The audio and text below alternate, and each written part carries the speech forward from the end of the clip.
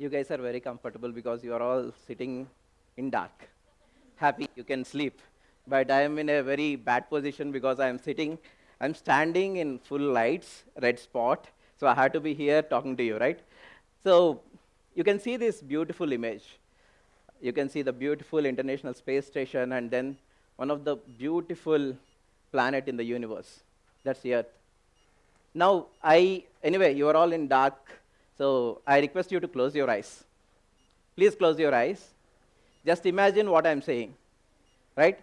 Just close your eyes. Imagine that you are inside the space station.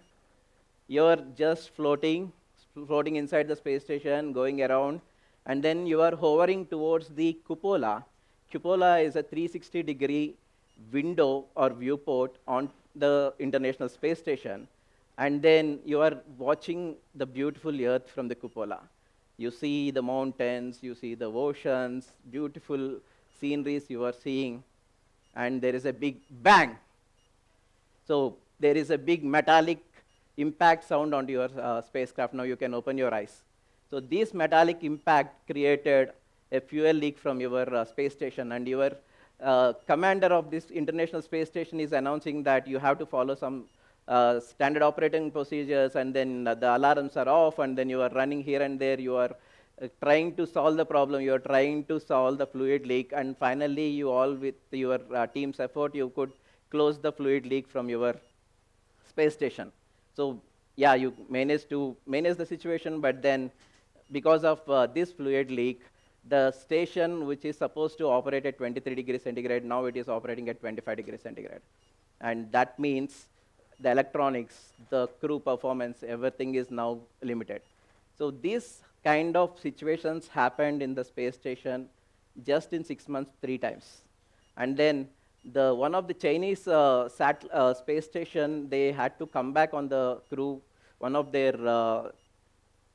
vehicle which will bring them back to the Earth. The crew usually typically stays there in the space station for 6 months. More than that, they are not allowed to stay, but they have to come back on a vehicle. And they found that during inspection that one of the windows is damaged by the space debris. So they had to wait, they have to extend their stay for the next vehicle to come and pick them up.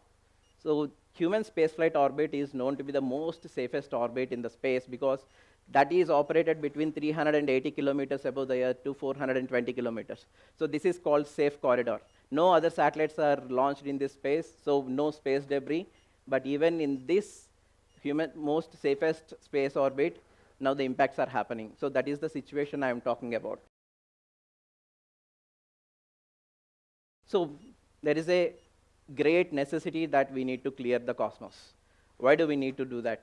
To give you some statistics, last 7 decades, the first satellite launched to space is in 1957, and last 7 decades, 20,000 objects were launched from Earth to space. And now we are talking of launching 1 million satellites in just 1 decade. So that is the kind of growth which is going to happen in space. So many satellites we are going to send to space. If so many satellites we are sending to space, that will create more and more space junk. Now there are no regulations. Now very recently the regulations are coming. People can leave the dead satellites there. They need not bring them back. So that means out of these 20,000 objects which were launched into space, that created 50,000 large objects and 140 million, that is 14 crore small objects. Out of all these things, only 12,000 are the operational satellites. You imagine the numbers, right? Yeah. So many dead particles and only few are the operational satellites. And this situation is going to become worse and worse. What happens if a space debris comes and impacts? You can imagine a F1 race car which is at its highest velocity going and impacting a stationary wall, the kind of damage that creates.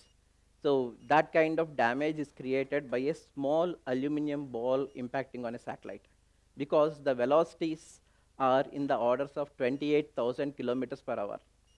These objects are traveling in space at velocities of 28,000 kilometers per hour. And you know what is the speed limit for our cars? In some highways, it is 100 kilometers per hour. And I'm talking about 28,000 kilometers per hour. And if it is a head-on collision, we all read physics, right? Head-on collision, double the velocity. So 56,000 kilometers per hour. So that kind of velocities are there. So the damage is very much severe. Even a small aluminum ball can damage your entire spacecraft or your human spaceflight capsule. So what do we do with this? The small fragments are created out of space debris. And if there is a collision which is going to happen between an operational satellite and a space debris, what we do is we do collision avoidance maneuver. We predict that the satellite will come, go, and impact the space debris at so-and-so date. So after predicting, what we do is before that happens, we fire the thrusters of the satellite so that it changes its trajectory. It is not going in that path anymore. It is going in a different path. When the space debris is now moved away, that is when we'll bring it back so that its operations can be continued. So this is called collision avoidance maneuver.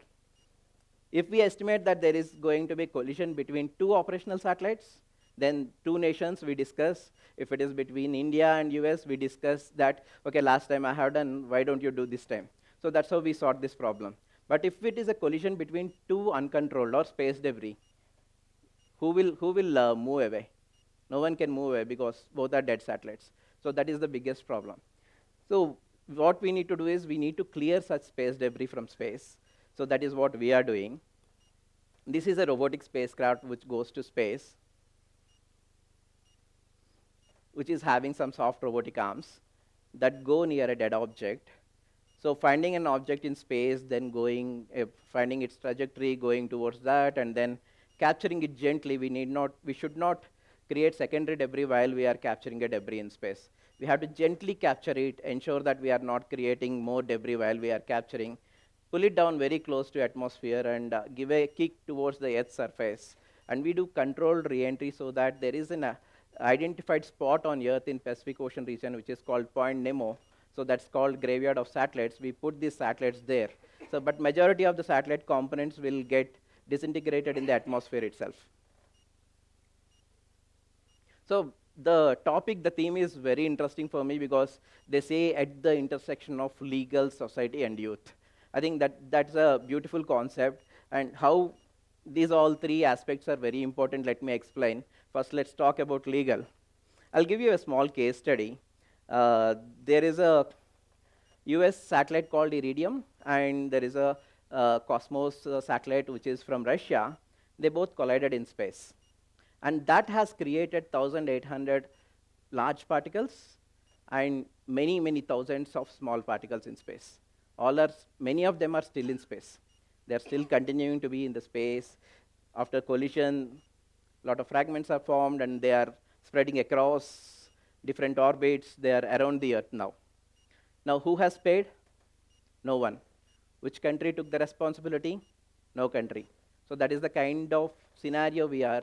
The legal framework is not very strong. That is what every one of us has to work together to ensure that people are accountable to the activities which are happening in space. So these are some of the treaties which were signed in 1960s and 70s when there were only two major space powers. One is the USSR, Soviet Union, and another is US. So when these two major players were there, that is when all the regulations were signed between all the nations under United Nations. So now they are not very much relevant because we are now 500 companies launching multiple launch vehicles or satellites, thousands of satellites into space every year.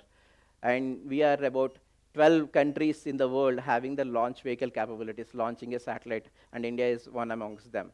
So now the rules or regulations what were signed at that point of time, there is a great necessity that we need to change all these rules, and we need to bring in more things because of the existing ecosystem now, right?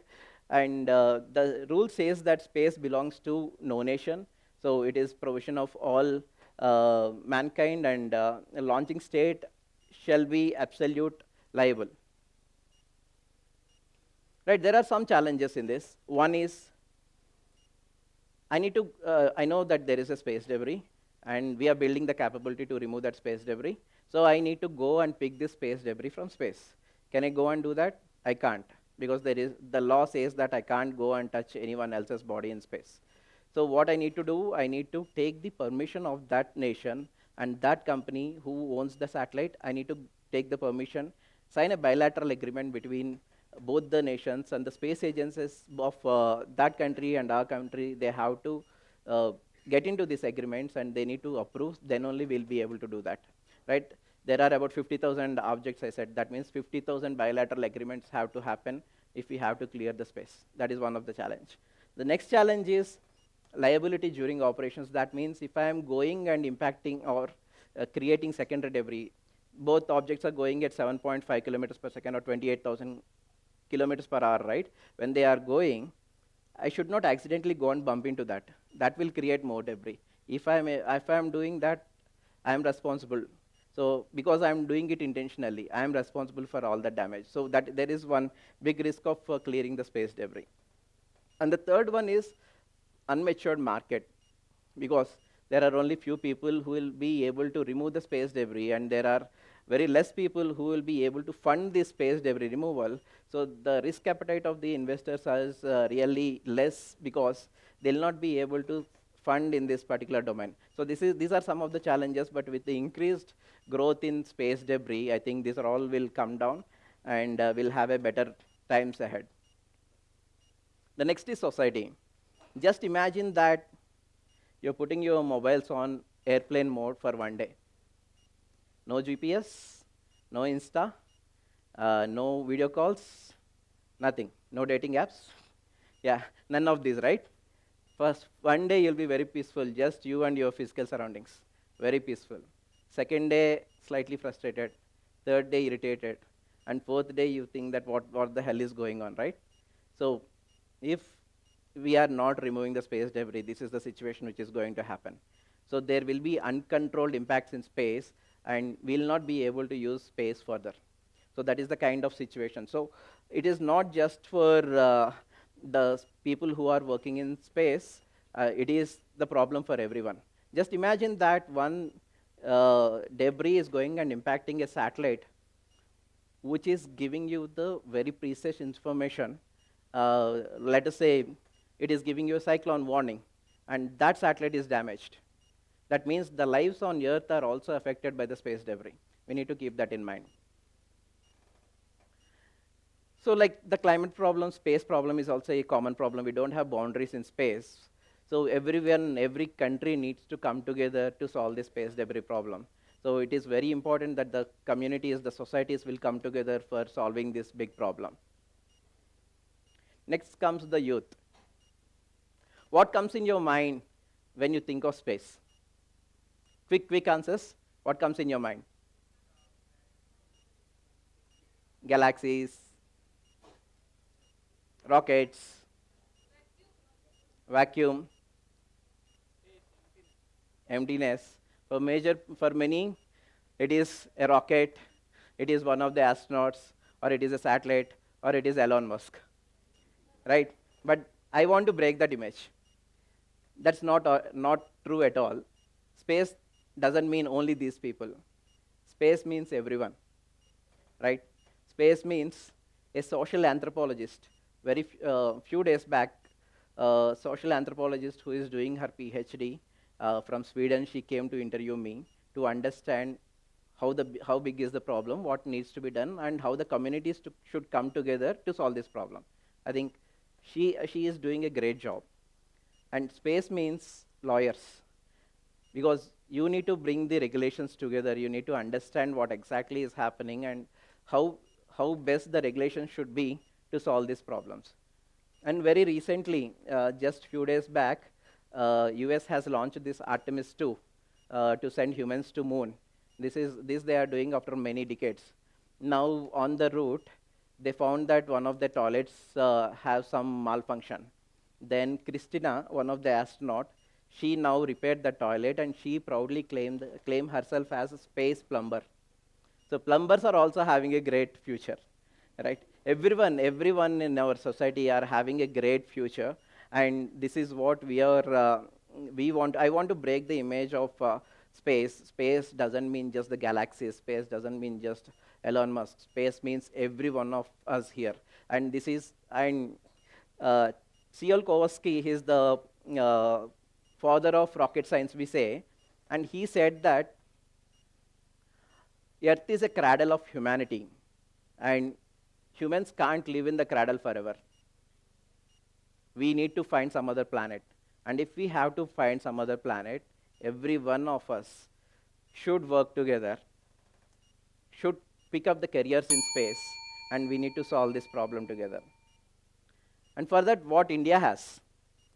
India has ISRO, which has done great missions. ISRO has conducted the first Mangalyaan mission in first attempt successful, and they have done at a budget which is less than the movie of a Martian, right? We know frugal engineering. We know things, how to do things at a low cost. And India has got InSpace. InSpace is now encouraging the startups to take up the activities in space. And India has also got great, bright minds like you, right? Brightest minds in the world, and the individuals who are having the highest capabilities, all are sitting here. Now you can pick up roles, you can pick up careers in space, and India will be second to none in any of these activities, space activities. So with that, thank you very much